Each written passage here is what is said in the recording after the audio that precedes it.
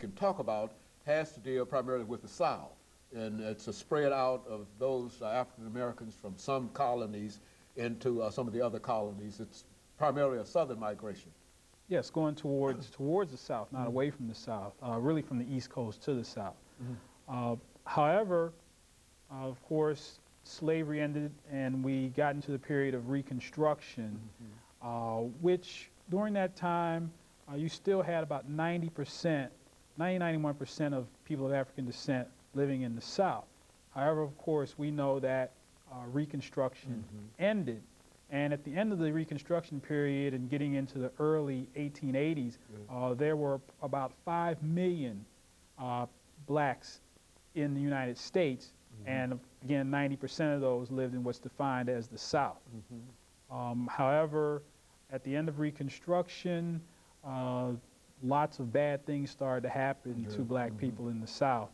And so that began the period of what's called the Exodusters migration. This is a migration that's not really talked about, and that is when blacks left en masse from parts of the South and went to the West, to Kansas, to Texas, to Oklahoma, and they established all black towns and all black cities, and even they founded parts of what is now Houston.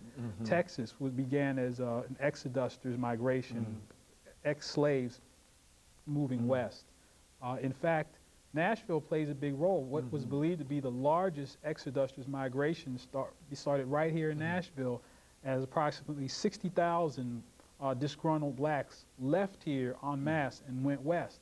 And if you think about it, 60,000 blacks in Nashville over 100 years ago, in terms of what percentage of the population that might have been, we might have 250,000 blacks in the whole metropolitan area here today. So just think about a quarter, that would be a quarter of the black population today. So I imagine at that time that was almost nearly all the African Americans in Middle Tennessee up and left en masse all at once. So that's significant. You know, Dr. Padgett, you mentioned these small